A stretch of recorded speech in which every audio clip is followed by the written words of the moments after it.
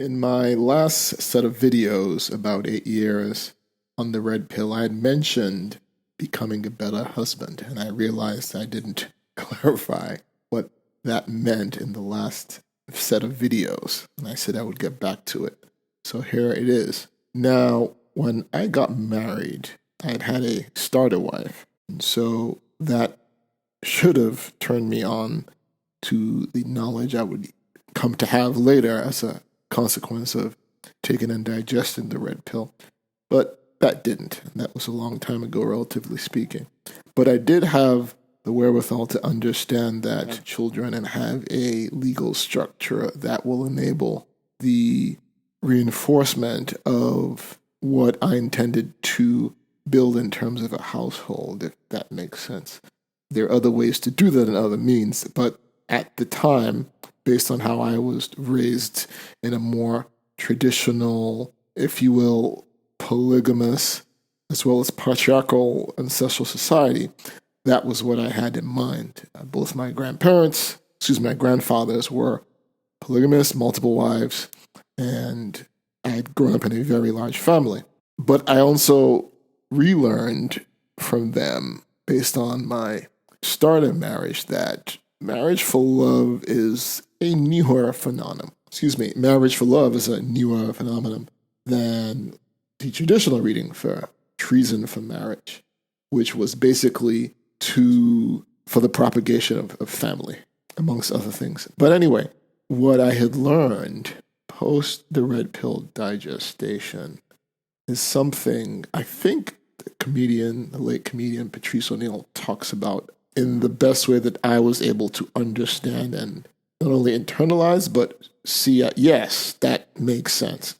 And it was this idea that it's not enough to just be a man, marry for the sake of heterosexual relationships, marry a woman, and just expect that naturally things will flow along the lines you think they will in terms of male leadership, the woman, the wife being the helpmeet, the man, if you, for example, look into Christian biblical terms, being the head and the woman the neck, all those things. It just doesn't really happen naturally, especially in this day and age. It's something that needs to be deliberate. And by that I mean you have to lead, and not just in word, but really in deed. And you have to explicitly set the tone of what the household will look like, what your expectations are from your spouse, what your expectations are in terms of your children, as nitty-gritty as you can, to the point of almost, which is actually what it is, a business contract. As unromantic as that may sound, that's really has been done historically and really is the most practical approach if you choose to enter that realm. And the mistake I made was to really forget all of what I'd seen my grandfathers do, and even some of my older uncles who've long passed, was I drank the Kool-Aid of the more equality, love, needs 50-50, all that stuff, and forgot and learned the hard way that if you as a leader do not provide direction, whether it's in a marriage, whether it's running a business, whatever the case may be, piloting a naval vessel, you will eventually experiencing the breakdown because one or two things are going to happen. People are going to just do their own thing at all levels, or whomever feels strong enough in terms of deciding, okay, that person doesn't seem to be making a direction or leading in a particular path, or they're not sure, you know what, I'm going to be in charge now. I'm going to try to do some stuff. I have some ideas. I'm going to take us in this direction. And what you end up is a lot of organizational chaos. And so that's what I would say I dealt with probably for the first 5 years of the marriage before really asking the questions that led me to ask, because I was at a point of really just despair, depression, almost resignation, because I had done everything I was supposed to do. Making good money, had a nice house, kids, cars, everything. And still, it was one in myself could never seem to please my wife until the breaking point, as I spoke about in my premiere video. And just to recap here, it got to a point where I was the one, and I still pay the majority of the bills of the house by far. And that was my choice always. But the point was, I would pay my wife's bills, and typically it would be appreciated. I'm using air quotes you can't see. And this one time, she had essentially, due to her negligence and the fact that somebody else was paying, let a bill that, let's say, should have been $50 or $100 now is $500, because just not doing the minimum of saying, hey, this is one of the bills, it's due, in 3 weeks, in a month, here you go. She had held on to it, forgot about it, and so with penalties, interest, they now balloon to this $500. That's just an example. I'm not sure, I don't remember the exact amount, but the point is, what should have been a 2-figure bill became a mid-3-figure bill for no other reason than just neglect. Now, that's not the worst part. The worst part was when I brought this up. She told me I was whining, okay? And I quote, now, my wife comes from a very traditional and social place where even if you disagree with your husband, you never disrespect him openly. But being in the West, in the United States, at this point, a decade, she had slipped. For the first time in 10 years of marriage, she had slipped and used the phrase whining. So I called her out on it, and then she tried to backpedal and said, well, you were complaining. I said, you were complaining. I said, no, you said whining, right? And that was it. The gig was up. From that point on, I told her, you know what, you're absolutely right. And she was. I was whining because I had not made it clear enough what I would or would not do under what circumstances. So she was right, and that's what bothered me. But that's what led me to start to think, okay, if a man is doing everything he's supposed to do, and women are still unhappy, then what's the point? And then that what led me to literally that night, after giving her all her bills, and said, you know what? Since you're working, you're going to pay them now. I went online, searched exactly that, and the first video I came up was Karen Strom, which you old G's will know who that is. And she talked about essentially, a male's necessary, and kind of that argument that people would make, feminists would make, women would make, and speaking about men and really delving into why one would think that and the erroneous premise that is, as if to say, aren't there women with sons that don't see their sons as useless or without purpose? So little tangent there. So back to the comment I made. So after that, from Karen Strong to Sandman, etc., what I learned was that, and I'll loop back to Patrice O'Neill, I didn't understand really in language I could understand, like practical stuff. And one of the things he said is essentially women don't know what they want. Now, he said it in the way a comedian would say it, but it's true. From day to day, and I have experienced it, women don't really know what they want, right? It's this item one day, that item the next, right?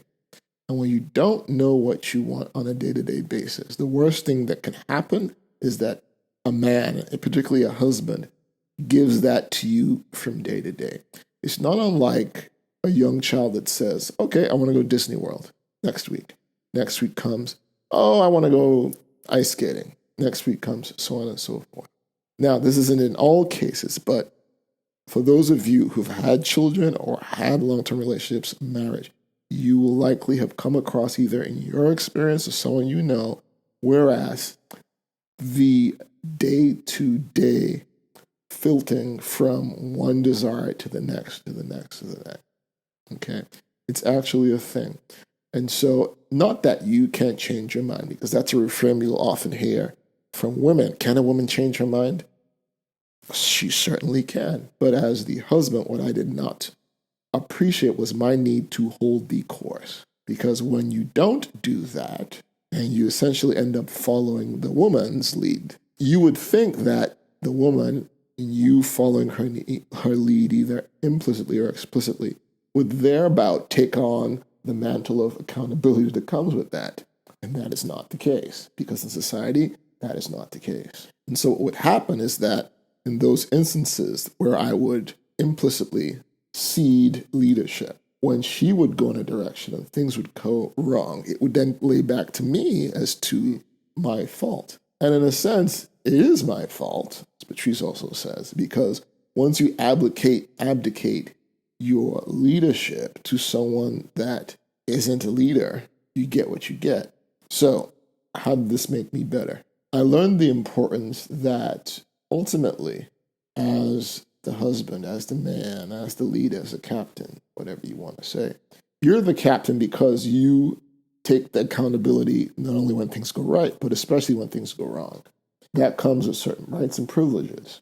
One of those things is if you are the one who's ultimately accountable, literally, figuratively, financially, what have you, it behooves you to set the tone, place a direction. And it doesn't mean you're an overlord dictator slapping people around and stepping on women, none of that stuff. It just means that you are setting the course. You are the compass, and you set the direction. And your women will complain, and she may moan and groan, and even your children, especially in this day and age, may have complaints. But at the end of the day, results are results. If your leadership is for the beneficent of everybody, not just yourself, regardless of what individuals might feel that, oh, we have only a 2-bedroom house. We don't have an 8-bedroom house. The fact that they're not in the street means you're doing your job as a husband. And so I had to come to terms with that. Part of the drama I was having was because I'd implicitly abdicated some of that leadership.